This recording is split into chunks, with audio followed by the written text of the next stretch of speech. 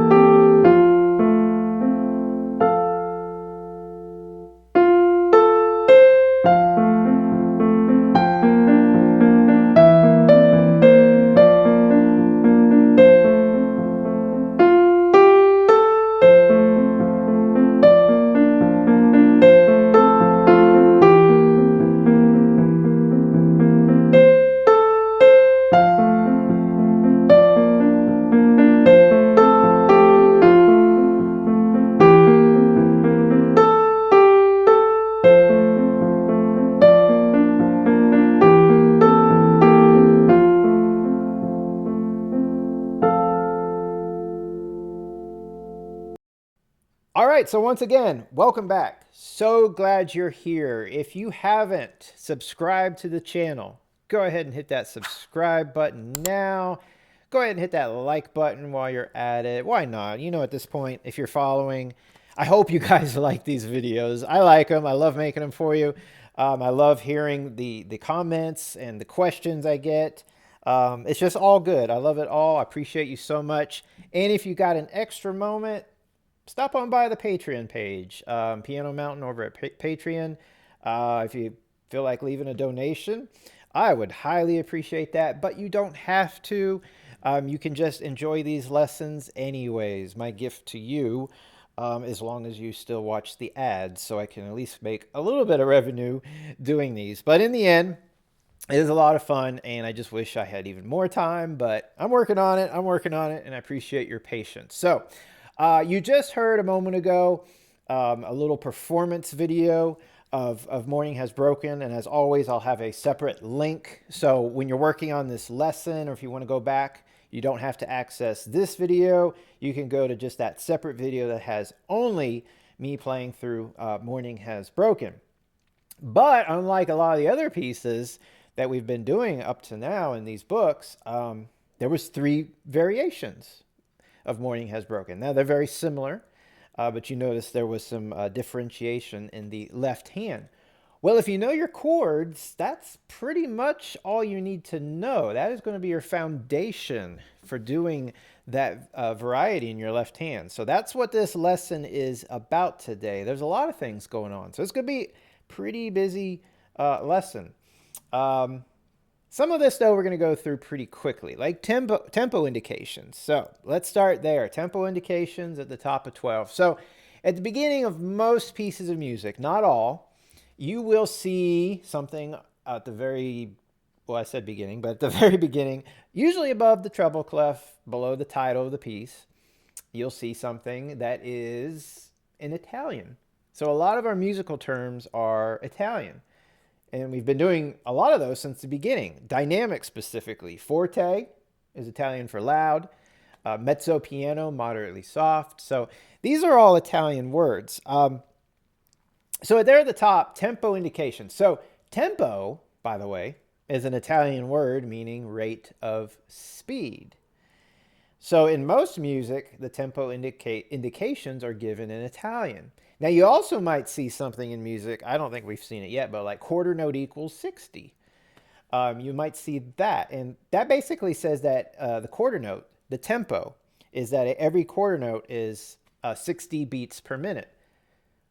So if you think about what is 60, what rate is, rate of time, excuse me, is 60 per minute. Seconds, right? Seconds. There's 60 seconds in a minute. So that's basically like a quarter note for every second. But we're not going to do that right now. I'm just saying you may have seen stuff like that. But these terms are pretty common. Let's go through them. Allegro, quickly, happily. Andante, moving along, walking speed. Adagio, slowly. Largo, very slowly.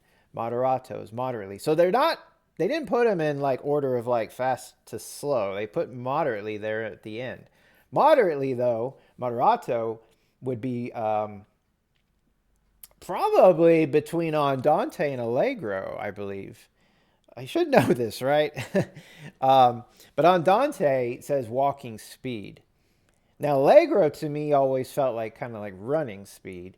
So moderato I always felt like was jogging. So obviously jogging is faster than walking, but not as fast as running. So I would put moderato between Andante and Allegro. Morning Has Broken, if you look down there briefly, says moderato. And you heard me play that. Now, we've talked about tempos and speeds since day one, how I said, do things slow, learn things slow.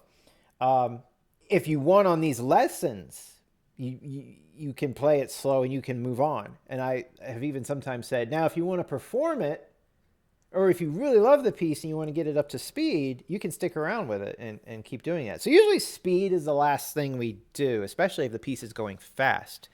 You want to learn everything first. You want to be able to play it slow before you play it faster.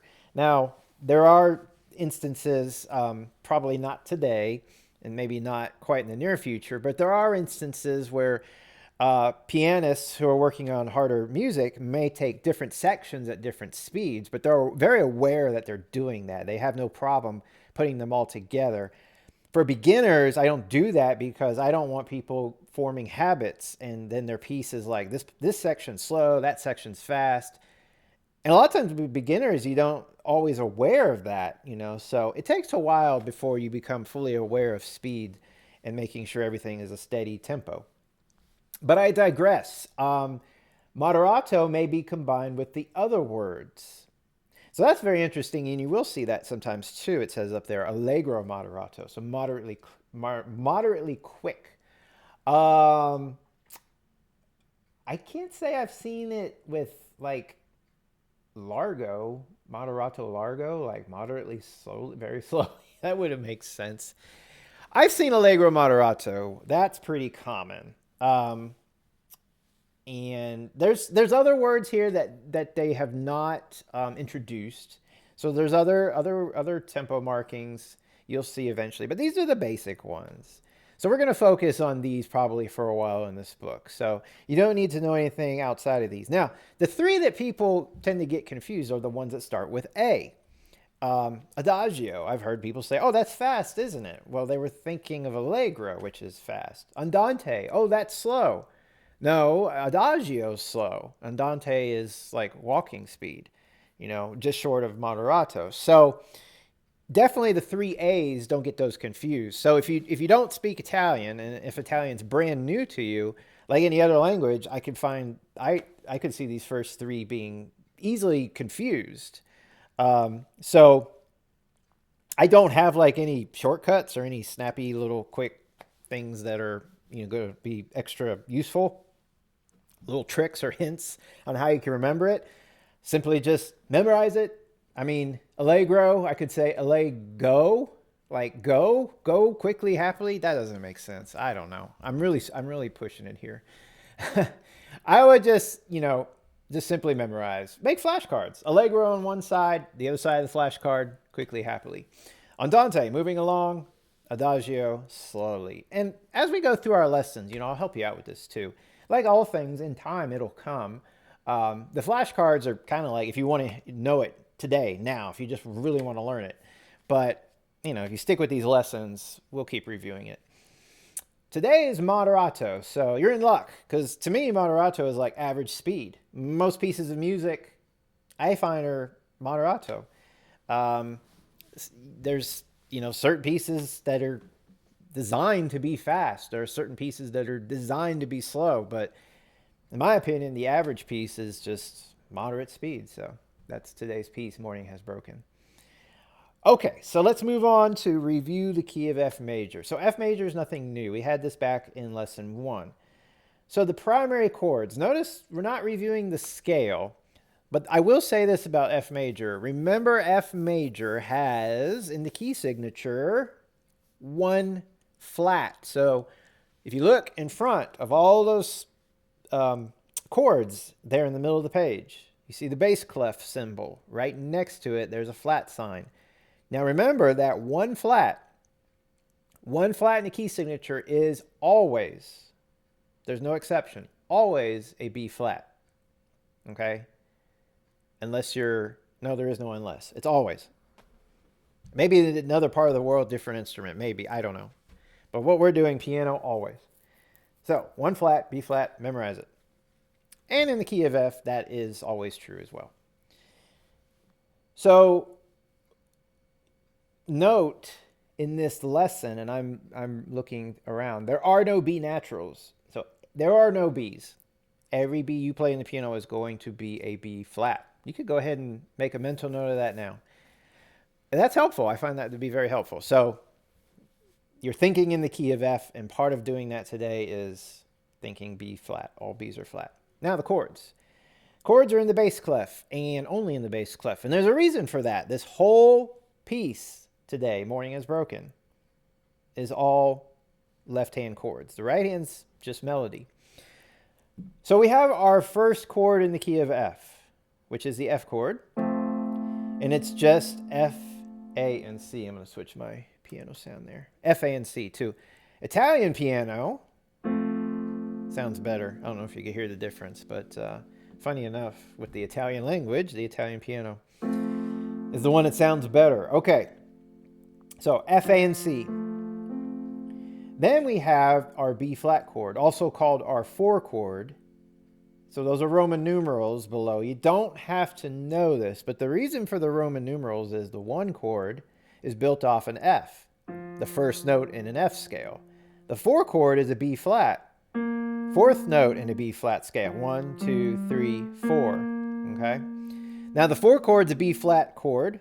Now it's spelled like this: F, B flat, and D. And I would use the fingering. They have good fingering here. 5, 2, and 1. So you're going from the F chord, 5, 3, and 1, with the fingering, to the B flat chord, 5, 2, and 1. Notice that the F doesn't change. It's the same F in both, same note in both chords. Then we have the 5, 7 chord, C7. C, 1, 2, 3, 4, 5 is the 5th note of the F scale.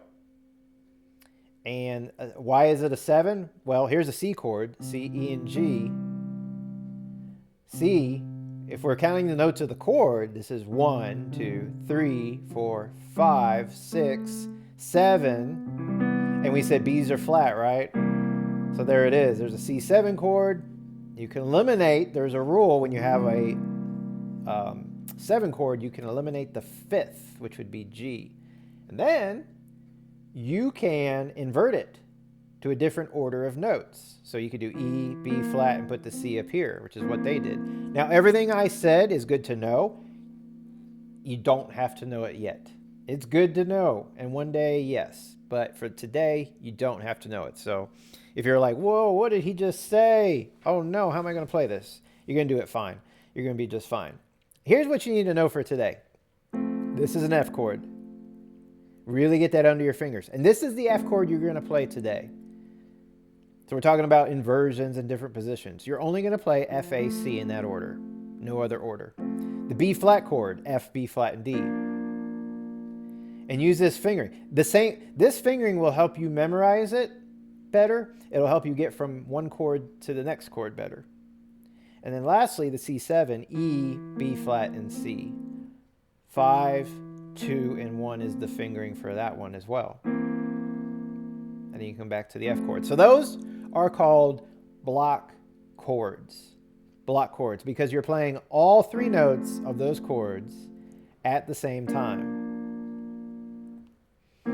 And like I said, when you play block chords, listen that all 3 notes sound simultaneously. You don't want any of this. You don't want to roll them. You don't want that. You want it to be a clean, clear sound.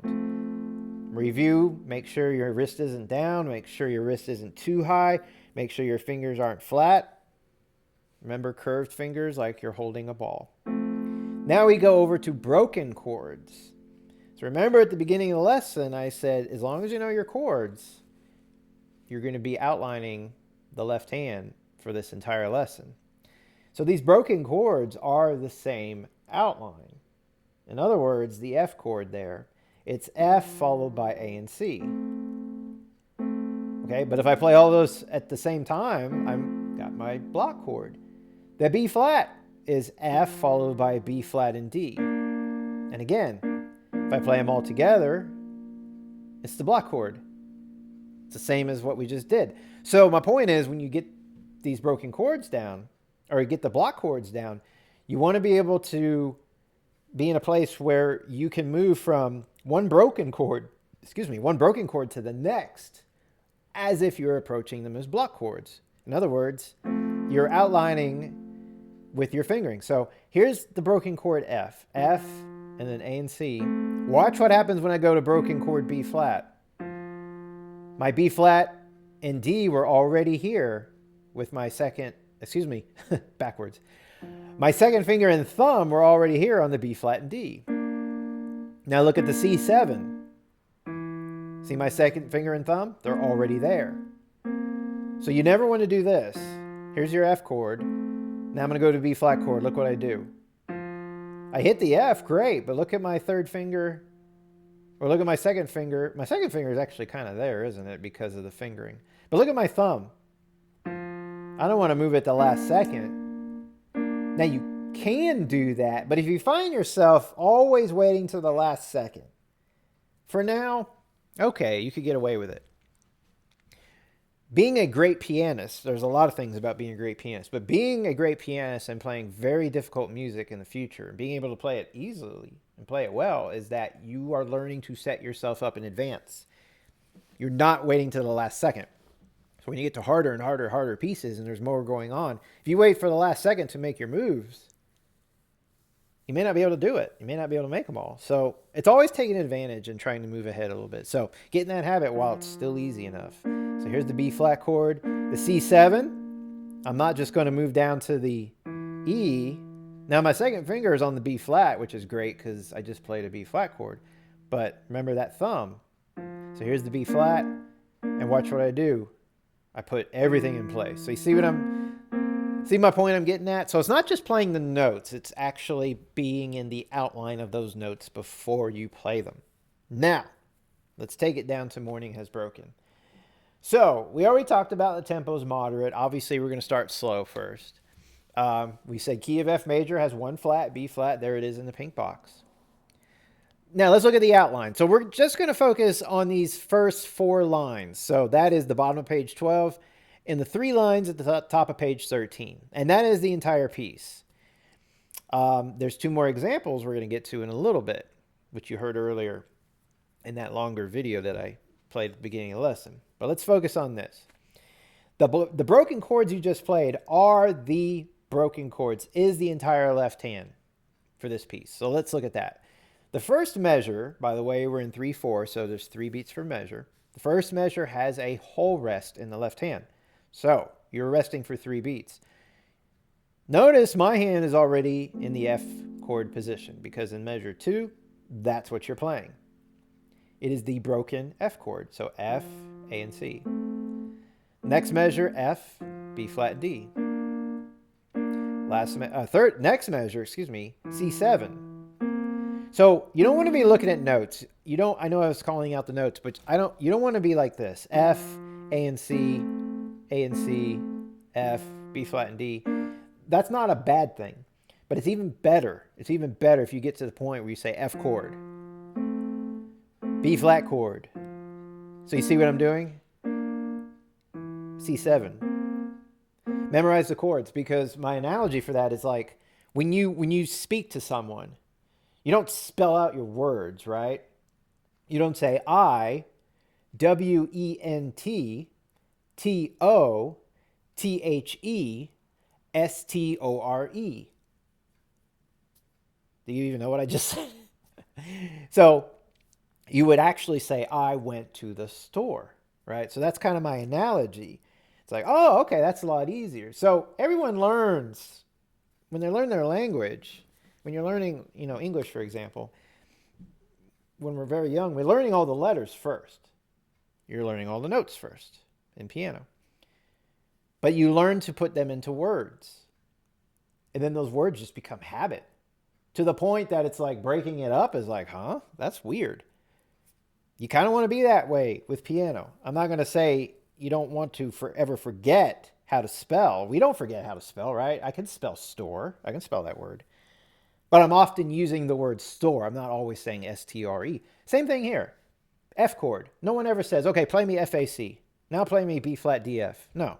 People say F chord, B flat chord, and you automatically know. So that's my analogy. So you want to get to that point, and that will probably benefit you if you're not at that point. Some of you may already be there, because this is a review of familiar chords. But think about that. There's an advantage. And above the treble clef, they have the chord symbols. Now, that's not always going to happen, especially in piano music. In pop music, pop piano, sure. Classical music, no. They don't put the chords. But here they do. So when it's there, you could use that to your advantage. And, that's going to help as you're learning these chords right now, too. So, again, F chord. Next measure, B flat chord. I'm back at the beginning. C7 chord. And then B flat chord. And then the last one on 12, F chord. When you get to 13, you rest. It's kind of like the beginning again. Rest for 3 beats. And then F chord. B flat chord. Now you think it go to C7, but it goes back to F. And then C7. C7 again. Second line, you rest. So if you look at the beginning of every line, all 4 lines, there is a whole rest. So there's a lot of familiarity repetition, I should say. You have the same 3 chords. The hardest thing to remember is that those chords aren't the same repetitive pattern.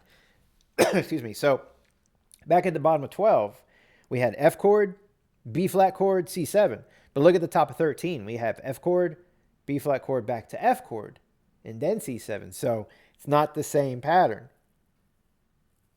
And even the line below that's not the same pattern. It's F, B flat, F, and another measure of F, and then C7. But it is just those 3 chords. So I'm not going to go through all measures, because as long as you know the chords, as long as you know where they occur, the left hand by itself is a piece of cake. The other thing I'm not going to really do in this lesson, I'm not going to introduce the pedal again. But at this point, the pedal should be pretty familiar. Now, I will do pedaling when there's more complicated pedaling, of course. I will actually have my pedal cam and we'll go through it. This is very easy pedaling, because look at the pedal markings. The pedal markings change with every chord. That's very basic, very standard. And if you say, wait, I forgot how to pedal. How do I pedal? I don't remember. If that's the case, that's okay. No worries. But go back to the lesson 1, the book, lesson level 1 series. my videos. There is I don't know the lesson number exactly, but there is a song called Harp Song that introduces pedaling. There's also another one, a good lesson later in the book. I think it's Green Sleeves that they introduce the overlapping pedaling. That one's also good. So check out those two lessons. If I remember, I put the link in the description, but don't count on that. But go back and check out. It's going to be either Green Sleeves or Harp Song or both of those. And you can get a really good, solid breakdown review on pedaling. All right, so the only exception to this is the last two measures of the song, but that's because both measures are the F chord. So I noticed that on the second line on page 13, the fourth measure, even though it's the F chord in two measures, they still put pedaling in there. So, but look at it this way, you're going to pedal every single measure. Now, the measures where your left hand doesn't play, there is no pedaling. So that's also a little different too. But again, just lift your foot. Don't take your foot completely off the pedal. You know, just lift your foot above the pedal and kind of gently rest it so that you're right back down. Okay, but don't remove, because you're coming right back. So you don't want to make big motions when you're coming right back. Now let's look at the melody, the right hand. It says at the very beginning, extended position. So, excuse me, here's what that means. FAC just happened to be the first three notes. FAC is an F chord. We typically play that with our thumb, third finger, and fifth finger. But look at the fingering. It's 1, 2, 3. And the reason for that is so you can get all the way up to that F. Otherwise, you'd be doing something like this. And that's really hard to do a big cross under. So extended position. It's pretty easy to do for most of us. If you can't stretch, don't worry. Do something like this. Roll your hand across. You know, don't feel like you have to, if you have really small hands, don't feel like you have to stretch the whole time. And definitely don't hold your notes. Don't do that. You're not supposed to do that. There's not even any pedaling there to hold the notes. So now it is supposed to be smooth. So you don't want to do this. Don't do that. No choppy, no staccato. Notice it says on the high F there that I'm holding 5-4 with an asterisk. We may have seen this once or twice before. Finger substitution. Play with your fifth finger, then change it to 4 while holding the key down. And why would you do that? That's so you can get up to this G in the next measure. So it looks like this. Now, it's harder than it seems, especially when you add your left hand. When you add your left hand, it almost feels like, well, I need to change that finger maybe like on one of the beats or something. Well, you could do that. You could play this on beat 1 and change it on beat 2. So when you do with the left hand, it'd be like this. 1, 2. Because for some people, especially when you're first learning this, it's like to randomly do it, that actually requires very independent thinking. Now, I know we've been working on independency at this point. You're doing a lot of it. Your left hand's playing one thing, your right hand's playing something different a lot of the times. This is something different, though. So finger substitution isn't something we've done a whole lot of, maybe once or twice in the previous book. But it always helps, I think, if you just say, I'm going to do it maybe on beat 2 right there, or beat 3. Just remember when you substitute it, don't hit it again, right? Don't do that. So if you're really trying to like accent it and feel that pulse, that's what I'm doing right now, is feeling the pulse. You don't want to do this. Don't want to do that. You got to hold it and switch. Got it? Hold it and switch. So you may need to practice this for a little while. It's also hard on 5 and 4, our weakest fingers. So I don't see that anywhere else. We'll see it, of course, in the other examples. Yeah. So let's look at our right hand again at the beginning. So it's a dotted half note for 3 counts. The high G with the fifth finger. Next measure, E, D, C, and then D for 3 counts. F for 3 counts. Now, your F notice it's with my thumb. Here, I just got to jump down. And that's okay. That's okay. But you might have to practice it. Jumps are hard. It's a big jump. Thumb on C, thumb on F. Now, the best way to practice a jump is visualization. 3 black keys. You're aiming for F right on the left of all 3 of them. So that's your visual aid right there. So we've got at the top of page 13, F, G, A. Notice it's not 5 on C, it's 4. And you know why? The next measure. You need your 5th finger for D. So that's not extended hand position, but it is a slight extension, 3 on A to 4 on C. So we got D in the next measure, and then the next measure, C, A, F, and then bring that 2 over to G for 6 counts. It's tied, 3 and 3.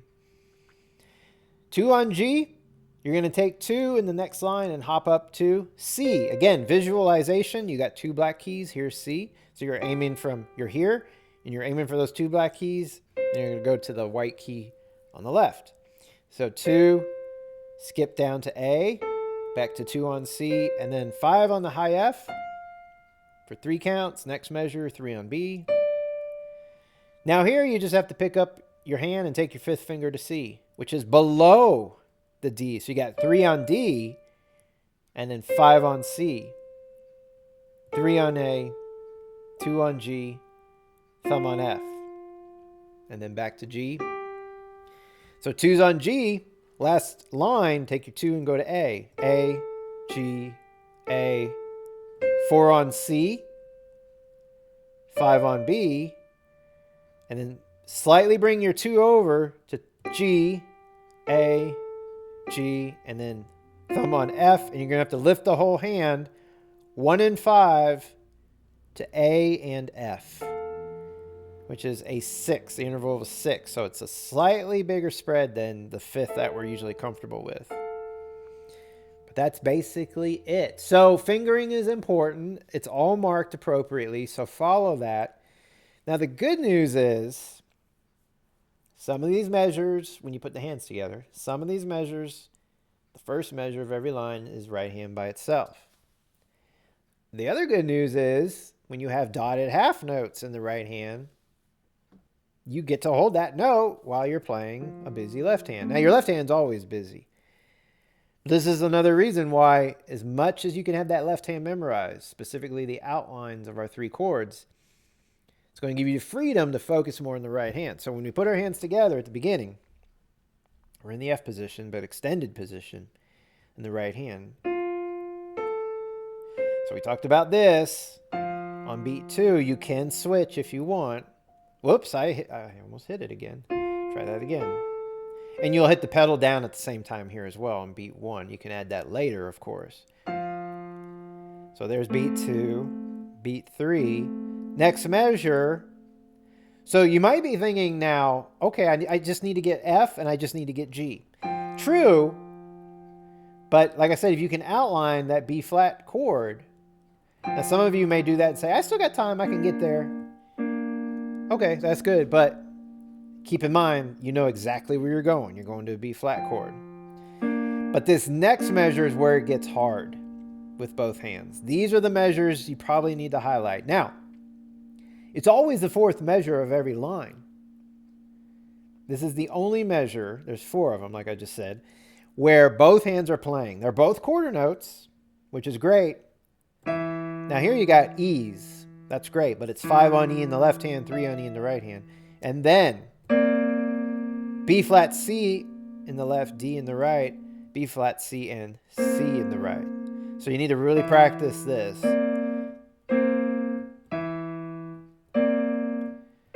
Like I said, at least they're quarter notes. So rhythmically, it's not an issue. It's just different fingering in both hands, different notes.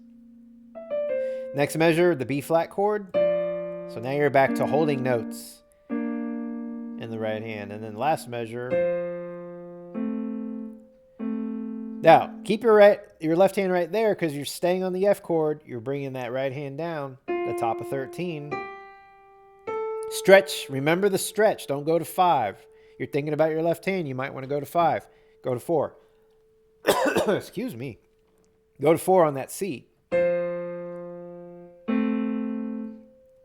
Next measure, the B flat chord. If it helps, B flat chord has a D. Right hand, you're playing a D. Now, next measure, here's our hard one, F and C. And then A, C, and A. A, C, and F. Funny thing is, it's the same chord, isn't it, in both hands? If I play all those notes together, it's the same chord. C, A, F in the right hand, F, A, and C. It's almost like it's backwards. But that should help. That should be like, oh yeah, the light bulb goes off a little bit. I'm playing the same notes. Not together, but at least you're outlining these notes in both hands. So F and C, A, C, and A, C, and F. Next measure, the C7 chord, 2 on G in the right hand. Remember, that's tied. Now, next line, jump up, 2 on C. High F and the F chord. B flat chord. You're on the D in the right hand. Big jump in the right hand, 5 on the C. F chord in the left hand. Almost an F chord in the right hand, but you have a G on beat 3. And you're like, that doesn't sound right. It's right. It makes more sense when the song's moving along faster. Next measure, you're still in the F chord. And the last measure, C7. Take that 2 finger now, last line, move it up to A. G, A, F chord. D. Notice a lot of measures have this D and the B flat chord. So that happens a lot. And there's several measures where we have the C and it's an F chord. So there is some repetition. Okay, last 3 measures, C7 chord. You got E and G, B flat C with A, B flat C with G, and then F chord. And that's where you jump up to the A and the F. Now, there's a repeat sign. It says retard second time. So second time through, you're going to be slowing it down, gradually slowing it down. But when you repeat back to the beginning, it's kind of hidden there, but underneath moderato, it says 8 VA second time. It doesn't say both hands. I think this series is pretty good about acknowledging if it's both hands. So we're going to assume it's just the right hand. Both hands would sound fine. You can play in almost any octave and it's not going to sound terrible. But even if you just do the right hand and keep your left hand here, that's probably a little, I don't know if it's easier. Your hands are further apart. It will sound good though.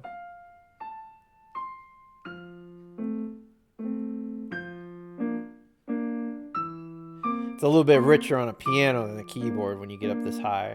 Most keyboards up here are very tinny, very thin.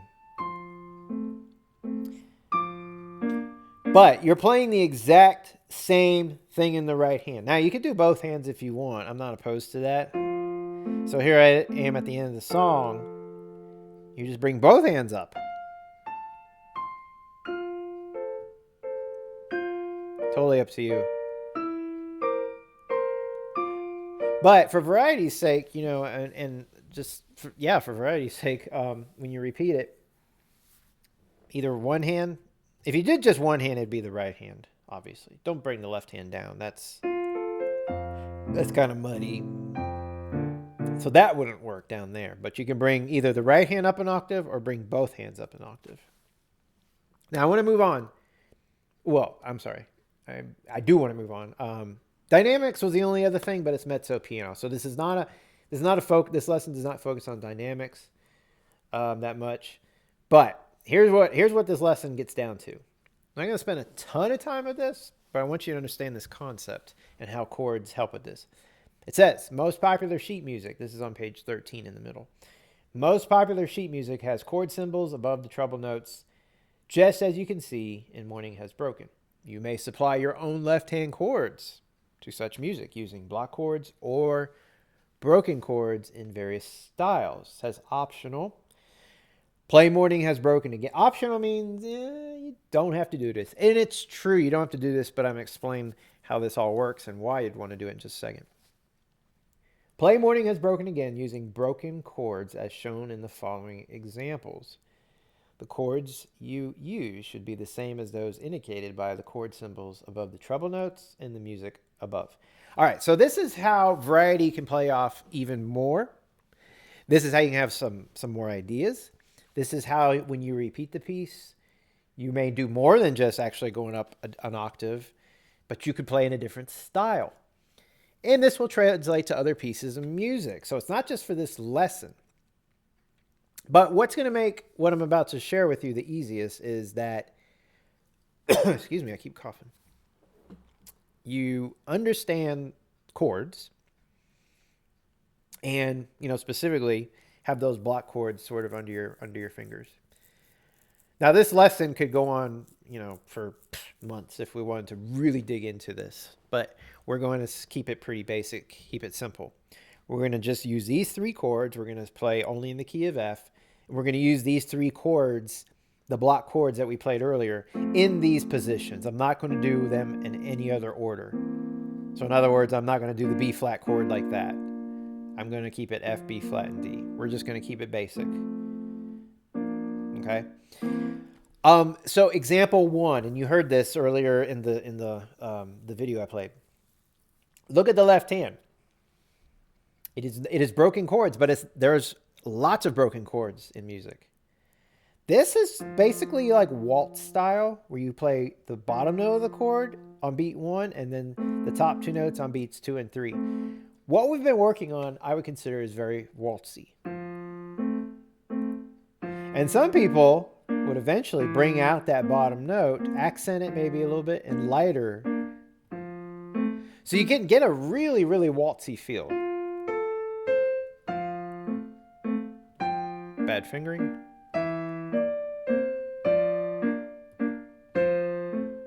So this piece, I don't think was intended to be quite like that, but you see my point. I can make it very waltz-like, very classic waltz. But there's other types of broken chords. So the F chord, 3 notes. Now, this works really well when you're in 3/4 time. It's not going to be so easy in 4/4 time. But again, we're keeping it simple. You could play 1 note at a time as quarter notes. F, A, C. The B flat chord, F, B flat, D. And if you look at the music, this is what they're doing. C7, C, B flat, C. B flat chord, F, B flat, D, F chord. So it says etc. because you don't need sheet music for this. All you need to know is the 3 notes of each chord and play them as quarter notes. Then you can go back and read through the entire piece, all 4 lines, and instead of reading this notation, focus on the chords, the chord symbols. It's an F chord, I'm going to do this. The B flat chord, I'm going to do this. The C7, I'm going to do this. And when you do this, it changes the style. So listen once again.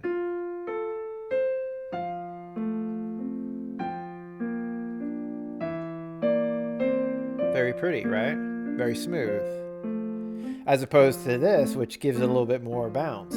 Now, I did add pedal there, so it smoothed it out even more. Then you have the really hard example, example 2.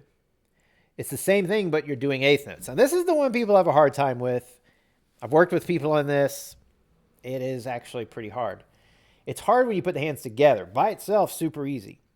But this is where a little bit of math comes in. So 1/8 notes are twice as fast as quarter notes, right? There's 3 notes in our chords. So the F chord has 3 notes, F, A, and C. We are in 3/4 time. If I play those 3 notes as quarter notes, beat 1, beat 2, beat 3. Very easy. If I wanted to do them as 1/8 notes, I'd be playing them twice as fast. Let's do it in that same order, though, starting with F and then A and then C. So remember, when we count in 3/4 time with ands, it's 1 and 2 and 3 and. 1 and 2 and 3 and. And if I'm playing an 1/8 note on every one of those counts, that's 6 notes per measure, right? 1 and 2 and 3 and. It's a little tricky because 1 and 2 is halfway through beat 2, right? But I've just finished the chord. The chord starts again on the end of beat 2. So you see what I'm saying? 1 and 2 and 3 and, right? So if you're counting, you're actually starting the 3 notes of your chord over again, right in the middle of count 2. So it's a little tricky, which is why when you start putting the hands together, it gets a little tricky. So I'm going to hold off on that for a second. So 1 and 2 and 3 and. The B flat chord would be 1 and 2 and 3 and. So it's like the quarter notes, just played twice as fast, right? But you would have to count it because that's the only way to probably get it together with your right hand. Otherwise, you're just kind of guessing. And when you guess, you get lucky. And you don't want to be lucky, right? You want to own this. You want to be in control of it. Because sometimes you get lucky and sometimes you don't. But if you own it, it's yours. You've always got it. You won't mess up. B flat chord again. 1 and 2 and 3 and then the C7 chord. 1 and 2 and 3 and. So the pattern's very easy by itself. Now, to compare. Example 1 goes like this. 1, 2, 3, 1, 2, 3. Now, I'm going to play example 2 at that same speed, but I'm going to go 1 and 2 and 3 and 1 and 2 and 3 and 1 and 2 and 3 and 1 and 2 and 3 and 1 and 2 and 3. That measure right there. That is the measure. Remember earlier in the piece, when we were just doing our basic waltz, I said the measure that has quarter notes in both hands, those are the busiest. That's going to be your hardest. Well, those are with quarter notes. This, if you want to try it, this is left hand eighth notes, right hand quarter notes. And you might be thinking, that's easy. That's 2 against 1. I can do it. Yes, but remember earlier when I said 1 and 2, that's the end of the chord, new chord, and 3 and. That moment right there, I think, is where it gets super tricky. In this measure, you've got E, D, and C in the right hand. That's 1 and 2 and 3. And we're going slow. Now, putting the hands together. 1 and 2.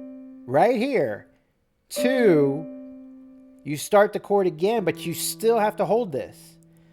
See, my brain is thinking, oh, I have to start the chord again. That means I need to hit another note. I need to start something as well in the right hand, and that is not the case. You're starting over the pattern in the left hand while you're right in the middle of holding a pattern in the right hand. Does that make sense?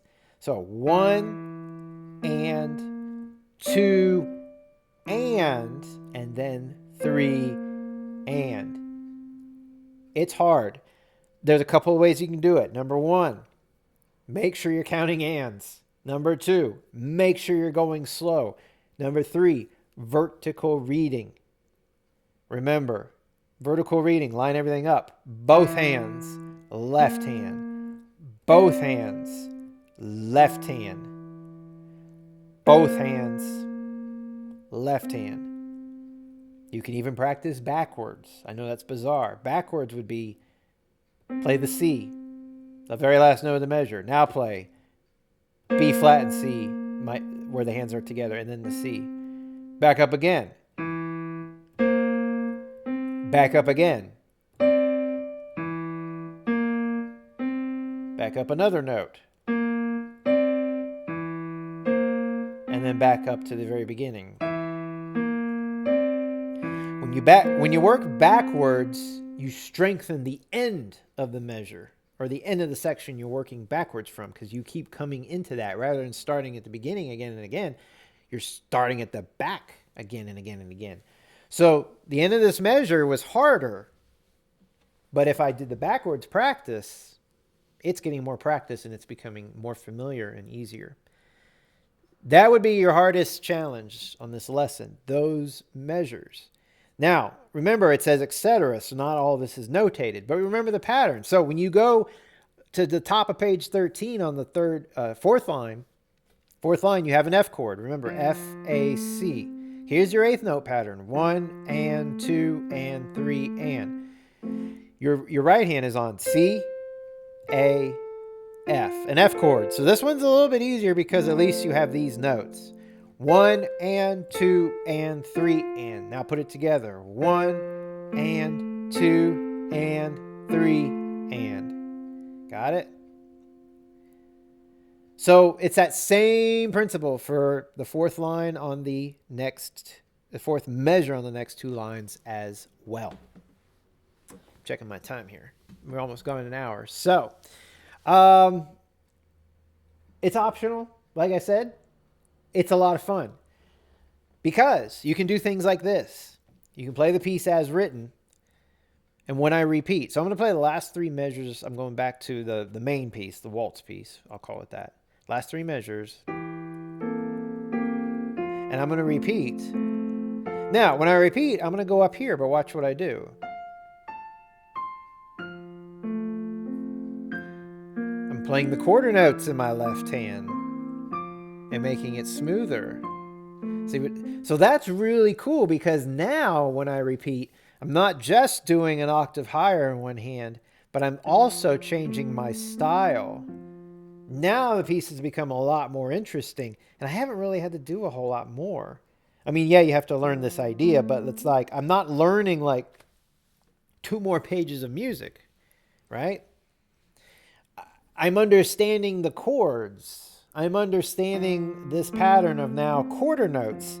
It's all based off of these broken chords, though. This is what it boils down to.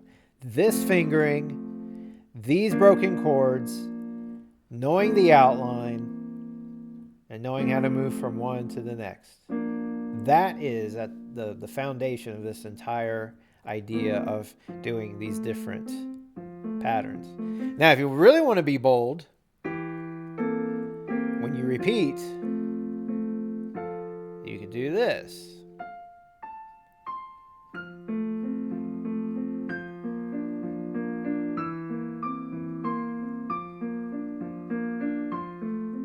It's very pretty. It's very lovely. Everyone's favorite example is pretty much example 2. Well, some people like example 1. And I don't mean because example 1's easier to play. I just mean some people just prefer that style. But 3 out of 4 people that I've asked, example 2 is pretty. Their favorite, I guess. But with good things, that's not very good grammar, is it? What am I trying to say? My time is almost due, it seems.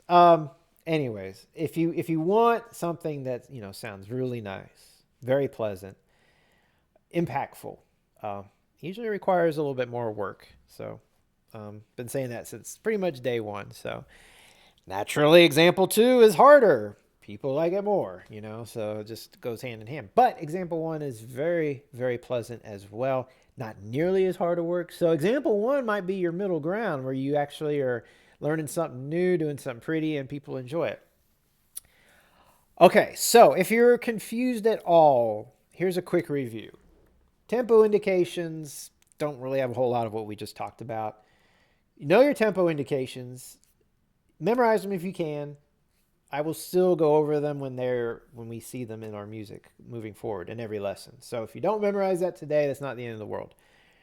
The key of F major review. It is a review. So you need to know F major has a B flat. You need to know these chords. Absolutely need to know these chords. Now, for the bulk of this lesson, you need to know these chords. This is everything that we're doing in this lesson. Then you need to know how to break them up. The waltz feel, which is how this song is written, Morning is Broken. And if all you do is play page 12 and 13, these 4 lines, and you learn this style, and you don't do these examples, I keep wanting to do this crossover, and don't do that. Anyways, if all you do is just learn the piece as written, and you move on to your lesson, to the next lesson, you will be fine. Remember, this is optional, and this isn't actually something they're going to bring... they're going to go into much more throughout the book. However, you can use this probably in most of the songs in this book. You can even go back. A good exercise would be take these ideas, take this pattern, implement it in some songs in lesson book 1. Find a piece that's in 3/4 time to make it easy. Don't do 4/4. Don't do 2/4. 3/4. And it has a piece that has the chords written out. Let's say there's a piece that's 3/4 time. It has C chords. You can do this. And an F chord. and a G7 chord. It'll work. Now, it'll work, but I have no idea what the right hand's going to look like, depending on what you pick. It could be very complicated. Right and left hand may not line up together. So that's where that vertical reading comes in. So if you want to be pushed, but you don't want to be pushed really far, example 1 is your happy place. Example 1's the middle ground. Learn to do this piece with the quarter notes in your left hand. If you don't want a huge challenge and you're fine with just learning things the way they are, example 1, then don't do example 2. If you're like, example 2 is really awesome, I'm willing to work hard on that, then go for it and do.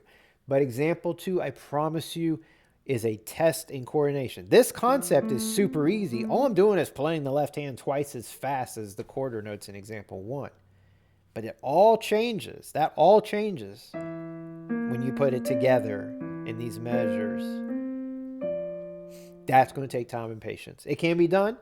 And if you want to be ahead of the game, go ahead and do it. You will definitely get a great brain, hand, finger workout. Mark my words. The pedaling is the same. Example 1, example 2, the pedaling changes with every chord.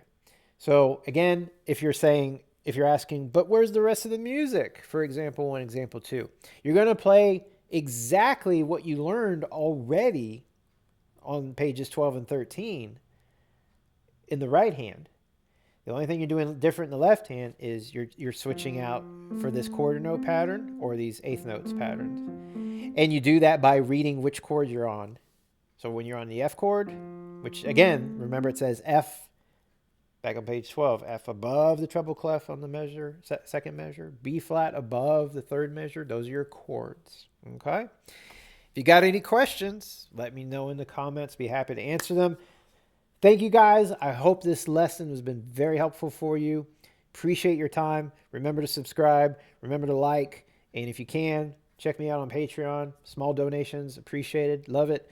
I will see you in the next lesson.